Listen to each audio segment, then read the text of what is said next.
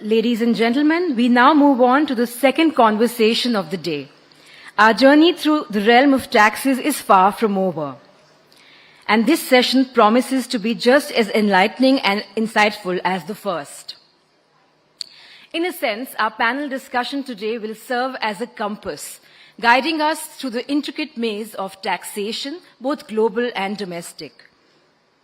And to moderate the session, I invite on stage CNN News 18's Bhatnagar and our esteemed panelists to join him. Dr. Sachin Sharma, Managing Partner, KSV Tax Consultants; Rajesh Gusai, Head of Tax, Ericsson India; Amandeep Singh, Senior Vice President, Finance and Head of Tax, SBI Card. Over to Ananya.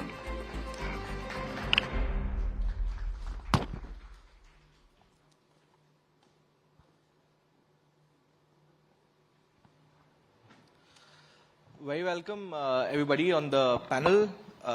We are exploring the taxation challenges, and this discussion becomes a very, very crucial one at a time when the memories of the budget speech of Ms. Nirmala Sitharaman, the Honorable Finance Minister of the country, remains to be, fresh in our minds. Very, very recently, that has happened. My first question would go to Mr. Rajesh. Rajesh, at this particular point of time when we are hoping to be the third largest economy in the world, in such a dynamic economy, what are the challenges do you feel that are to be addressed by our policy makers at this particular point of time? Sure. So I think the ones who are present in this room would know that the taxation legislations in the country are running for last many, many decades. And a couple of them have already been, gone off the books because we have seen new laws coming in. So if you see the evolvement of the tax legislations, I think they find their history not only the tax legislations, maybe even the other side of the story also. So now when we talk about India, targeting becoming third largest economy in next couple of years from now onwards, a pertinent question comes to our mind. Do we have the legislations in the country which will support we getting to third largest economy and move forward? So answer may be, to a great extent, yes. If we look back last couple of years, the developments in the tax legislations which are happening. So when we talk about tax legislations, I think we should not only consider that, I have an income, I need to pay tax on that, the treatment of, losses, income, this and that. Now we have graduated 75 years since independence as far as we as India is concerned. The buzzwords I think we need to keep into account as countrymen, that the sustainability of the system, taxes, efforts, countrymen, biodiversity, we should be, compelled to think about that tax is just not the number. That I have an income, this is the tax rate, I have to pay tax on that. Think about how the government can support the businesses, the country, the biodiversity of the country, the marginalized section of the country. These are the buzzwords I think we, the younger generation of the country, need to think about. Now you would think, why in the taxes we talk about all these things? But perhaps these are very pertinent questions. The country cannot afford to getting to the third largest economy then moving forward in the time to come unless we equally focus on sustainable goals also. So for example, the whole country is now talking about, global warming and the world also, a circular economy, a consumption pattern, the quality of the product. Do they have any bearing on the taxation? As a student of taxation, I would say yes. Because go back 15-20 years or even more in the history, the country wanted to export more and more from the country to the rest of the world. What the government did? They got certain incentives that whatever you earn out of the exports, you don't have to pay any taxes. Then came SEG, Special Economic Zone. You go there, you have, exemption from the taxes. So now the time has come that we are constrained to think that not only the taxes, but let there be a sustainable greener taxes. What those mean? That the country should imbibe in tax legislations, and for that matter, you would recall, we have a new law proposed to come in from next year onwards. Let us see, how it ultimately shapes up when it's implemented next year. Whether the new legislation gives a lot of inputs or incentives to the sustainable growth of the country. So these are a couple of questions. And as I said, also the marginalized section of the society, more money you put to their hands, the money will in any case come back to the economy in terms of their consumption. And we have already seen this year the government tweaking with the tax slabs and bringing down the tax burden on the common mass. So these questions, and third one, the pragmatic side of the law. When we talk about India growing to third largest economy, do we need to be living with the law which we believe are holding us back? Perhaps the answer would be no. We need new set of laws. And as I said, GST being implemented in 2017, now new law being talked about on income tax front, all these will make sure that we get to the third largest economy and even move forward with that kind of velocity in the time to come. Well, you were talking about GST. I would like to bring in Sachin here. Sachin, GST has been, it's almost there for almost a decade from 2017 it was brought in, and this is into something, a very, very crucial law. Everybody is a little confused also. There is a lot of lacuna also. But as far as being the third largest economy in the country, how important do you feel that the GST is, and how much of a challenge is there as far as the GST law is concerned?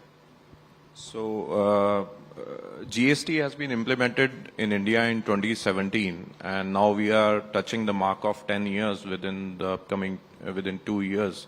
So yes, obviously when a new law is coming, so a lot of challenges have to be faced by the stakeholders. But yes, government is working very hard to resolve those problems day by day and reforming the law as much as possible. And the only motive of implementation of GST is the simplification of indirect taxation system by subsumization of 17 type of indirect taxes into a one tax regime. Yes, there are challenges, but yes, there are so many reforms as of now government has done, like e-invoice system has been implemented that ensures the proper credibility of any supplier and eradication of evasion of tax. Then there are a lot of simplifications related to monthly returns which have been shifted to quarterly returns for the small taxpayers. Then yes, recently IMS system has been launched, that is invoice management system, in which a recipient can accept or reject its inward supplies, so that any supplier cannot play with such kind of thing that they have just raised the invoices and there is no receipt of goods, or the recipient is not accepting its purchases later on.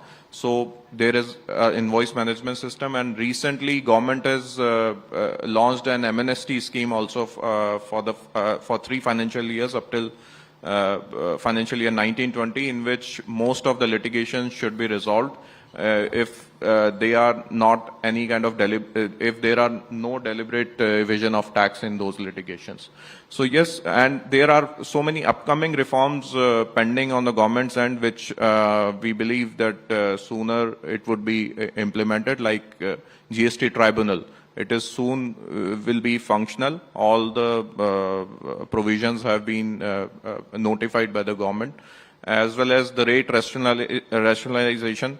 Government is working very hard to rationalize the rates and HSN codes, which is a very big dispute and litigation in India.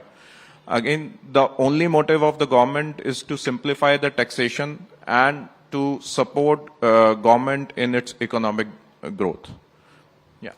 Amandeep ji, when we talk of the third largest economy, when we are into, a new age banking system, a lot of fintechs have now actually come in. There are a lot of companies like Cred, or you talk about any company that is now coming. How would the taxation policies be there for the fintechs, and do you feel that there is a need for a new tax regime or a new taxation policies to come in as far as these fintechs are concerned, because they are the future anyway? So you are rightly, Ananya, you are very right in saying that these digital banking units, whether it is Cred, whether it is Jupiter, whether it is Kotak 811, all these neo banks that we call, these are the future for the banking, because they are reaching to the masses, they are reaching to the Gen Z, they are providing the support that they need, they are easy to open, easy to operate, they provide the best service, they can be hashed on to the traditional banks, or they can be on their own with a piggy bank on a traditional bank. So these are the future that we have, and given the size of population that we have, it is important for these banks to come in play, plug the last mile connectivity, and then help masses as well as the Gen Z save money, invest money, which is going to increase the thing. As far as taxation policies are concerned regarding these, you might remember when Mr. Modi came to power in 2016, he launched the Startup India campaign. So as Rajesh was rightly saying, whenever government wants to promote a sector, they provide tax exemptions to those sectors. So they also provided tax exemptions under the Income Tax Act. If you are eligible startup having turnover less up to 100 crore rupees, you have started your operations between 2016 to 2022, then any 3 years out of the block of 10 years, you can claim fully exempt from income tax. So again, there was an angel tax till 2024, which was again exempted on these startups. Plus, there is another deduction which is available under the Income Tax Act. If you sell some property, you are individual HUF, and you, under Section 54 GB, and you invest those proceeds in the buying shares of the startup, your capital gain is exempt. All these measures are helping bring all these startups into India. They are claiming these tax exemption, and therefore we see that so many new startups have come in. You name many of them. In fact, the Jupiter is one example. Kotak 811, I told you, is another example. All these banks. So when it comes to taxation policies, what more can be done is basically to provide a concessional rate of tax to these people, so that whatever profits they're making, because initially they are just burning cash, getting some customers and all.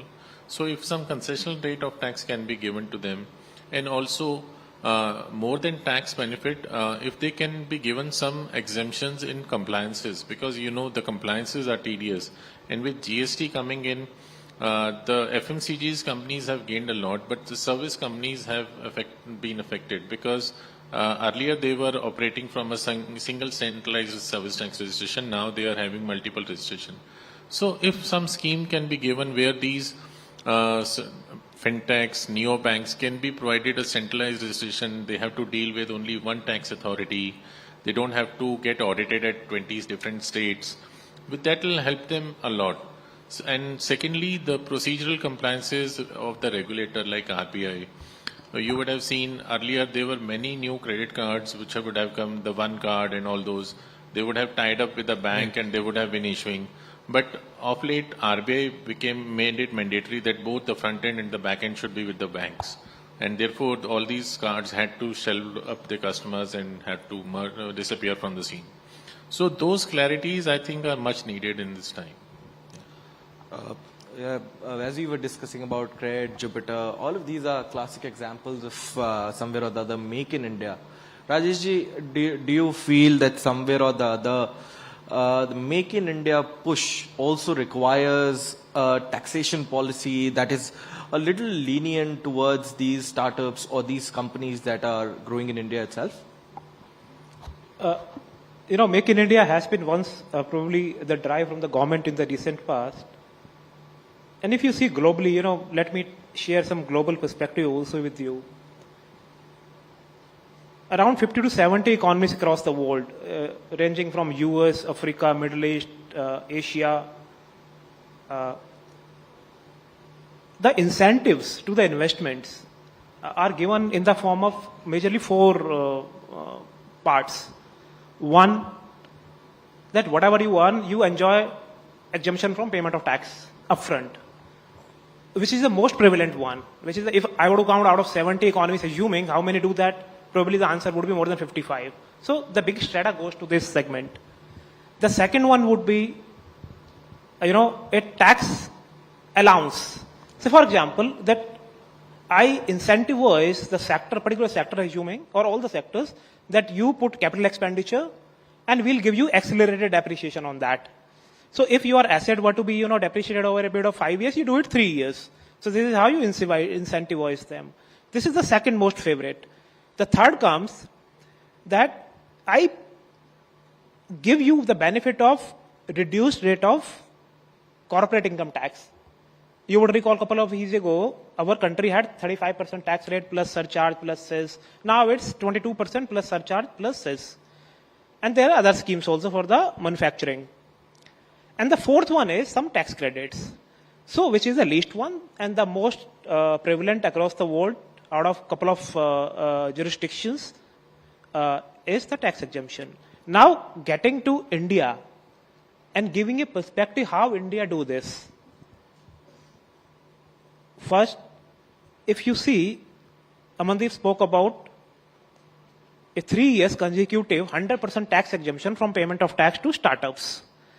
So this is the first form, that whatever you earn, I give you an exemption from the payment of tax.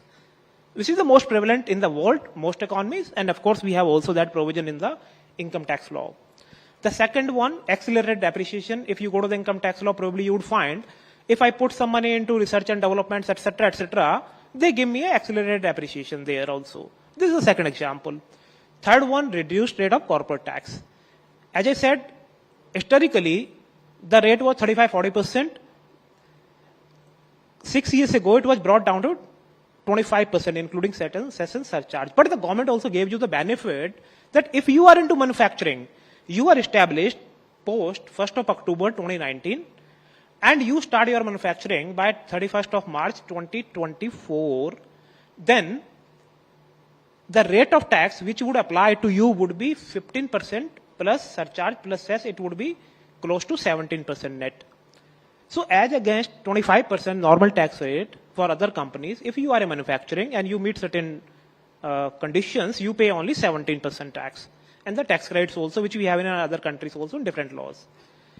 Second one, the buzzword in last couple of years, the PLI scheme, Production Linked Incentive Scheme.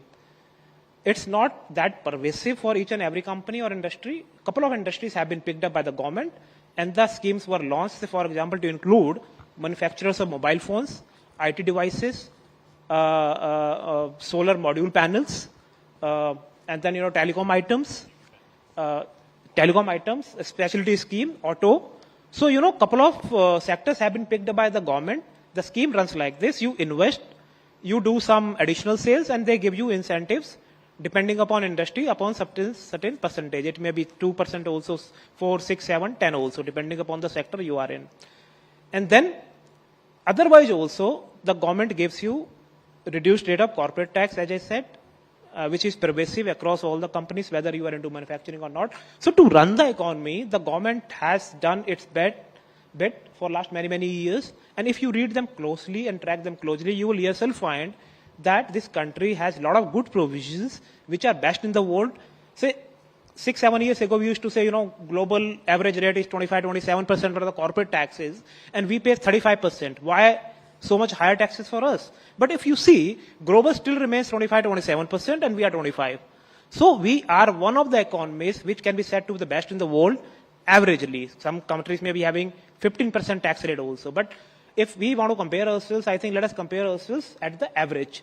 Average is, if says 25, 24, I don't know exactly, but it may be like this only. And we are at 25 only, so we are one of the best countries. So we are promoting Make in India and introducing a lot of stuff as far as the business is concerned. Sachin, while we are speaking of Make in India, a problem that you and I were discussing yesterday also and before the session began was of the GST authorization, and how there were a lot of problems that were faced by businessmen because they had to go to a centralized place. And now I think the government has, if you could throw light on it, if the government has brought in a new system as far as local authorization of GST is concerned, if you could throw some light on that and whether that is coming in order to ease the business in the country itself. So, in this regard, government has recently launched a biometric authentication system in India. Earlier, that this system was opted by so many states, so any promoter or a managing director of a company has to, or an authorized signatory of the company has to present in that state and that jurisdictional authority to get his or her biometric authenticated. But now recently government has given this chance and given this facility that you can do this biometric authentication at your home state only and your home jurisdictional office only. So in this regard, first of all, this will boosten up the, this will speed up the registration system, which is held up sometimes in a very long days or months. So, and again, this will save a traveling expense of any company or a businessman if they want to open up their offices in different states. And in many service sector, if you are dealing in any kind of services related to immovable property, you have to open or you have to take a registration in that particular state where that immovable property is situated. And such scenario happens in many other business lines as well. So yes, of course, government is focusing in order to create an ease for businessmen so that there will not be any kind of lag in their business, and there should not be any kind of hurdle in running their business. Yeah. Amandeep, when we talk of the fintechs, when we talk of the new banks that are coming in, a big challenge I feel that would have been there if you could throw some more light on it is that, some might not have their offices in India. How will they be taxed? What are the challenges when it comes to the fintech, when it comes to these new age financial systems or, lending platforms that are coming in? Ananya, you must have heard about the fintech tax. It's prevalent across Europe. It is in Asia Pacific. It is there in India also. It used to be 6% earlier of the total proceeds that they generate from India. Now, recently, it has been reduced to 2%. So what happens is, if there's a fintech company who's operating from out of India and who do not have any presence in India, what these geographies have been doing is that they are putting a tax and a flat percentage on their total turnover, which is they are deriving from India. So that's what we call the fintech tax. Apart from that, you might have heard the Google tax also, which we generally say, where whatever revenue you generate from the ads, if you're taking it to a country which is a lower rate of tax, then again you are liable to pay taxes in India. So these type of taxes are being brought up by many geographies, many countries, because they know that although these fintechs are operating in our territory, but they are not paying any taxes. To have them to pay their fair share of taxes to the government, these fintech taxes are being introduced across geographies. While we are pretty close to the time coming up, Rajeshji, I would like to ask you one very important question while we are talking of foreign economies as well. One thing that, India can learn, especially that we were talking about Mauritius, that we can learn from, in fact, Mauritius or any foreign economies as far as taxation policies in India is concerned. And post that, we can take the closing remarks from all of you. Sure. I think this is one of the most interesting topics for the professionals in the tax field. Mauritius has been one country from where the FDI is flowing to the maximum extent in this country. If I say more than 20% average for last 15 years, it would be a correct statement. Now, the treaty between the two countries is you invest from Mauritius to India in shares, etc.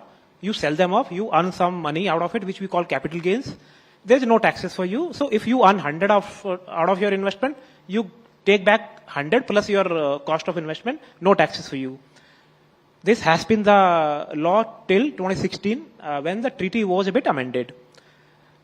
Then it said, of course, whatever investments have been made before 1st of April 2017, you need not pay any taxes.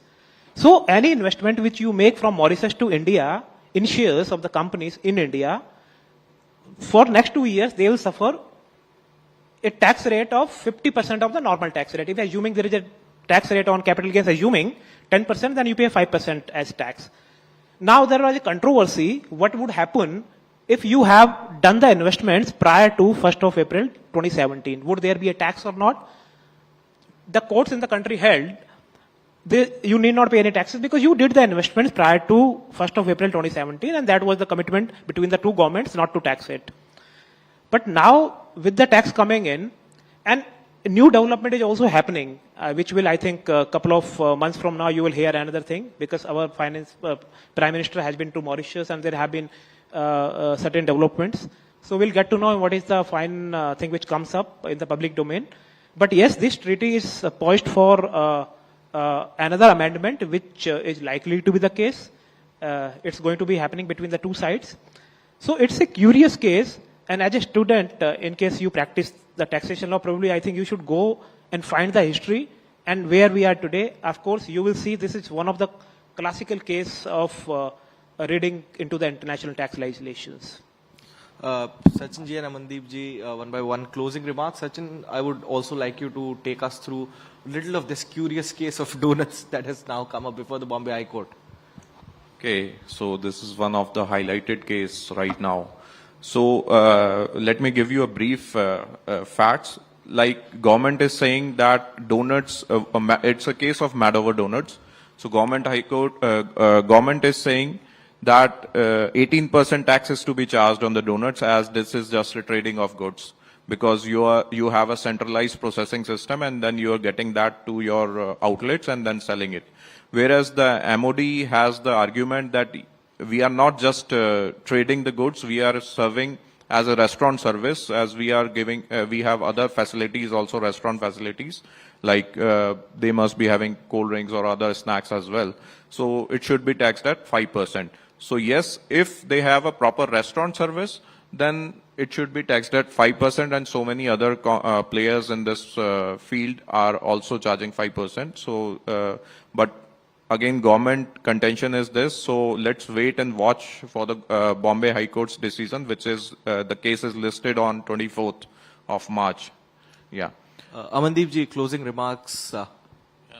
So just to add on this, this classification and valuation has always been contentious issues ever since the taxation has started. In excise, valuation used to be a biggest concern, whether post-sale discounts will get added in the value or not.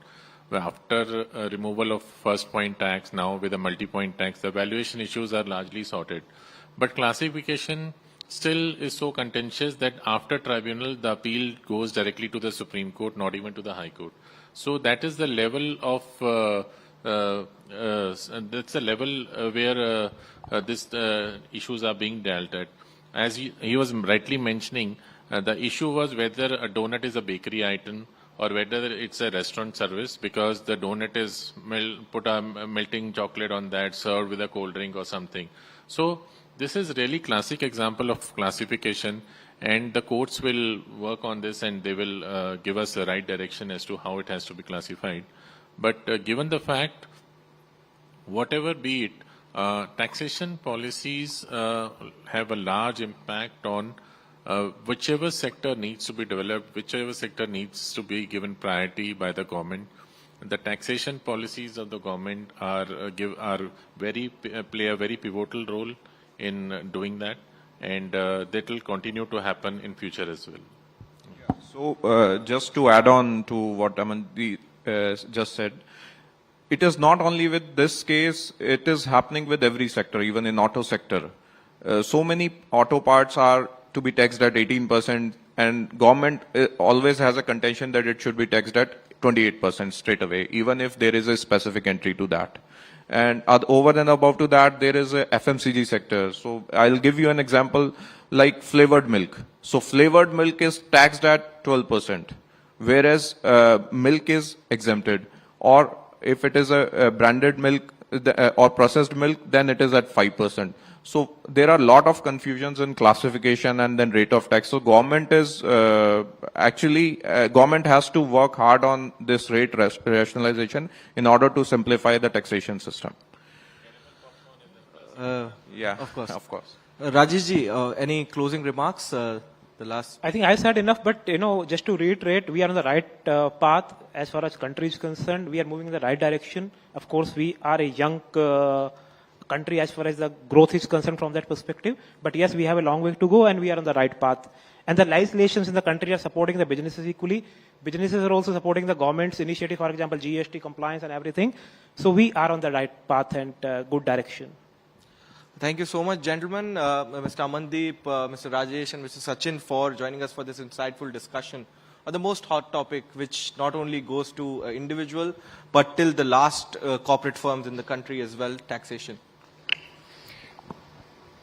So the most hot topic, I would say, related to the HSN classification, I would say this is the most important topic going on right now related to litigations. So many litigations are pending before the High Court, as well as over and above to that, input tax credit is a very hot topic, and that's the backbone of indirect taxation in any country. Thank you so much, gentlemen, for joining us for this insightful session. Thank you, all of you, for this insightful conversation. I would now request Ananya to hand over a token of appreciation to our speakers.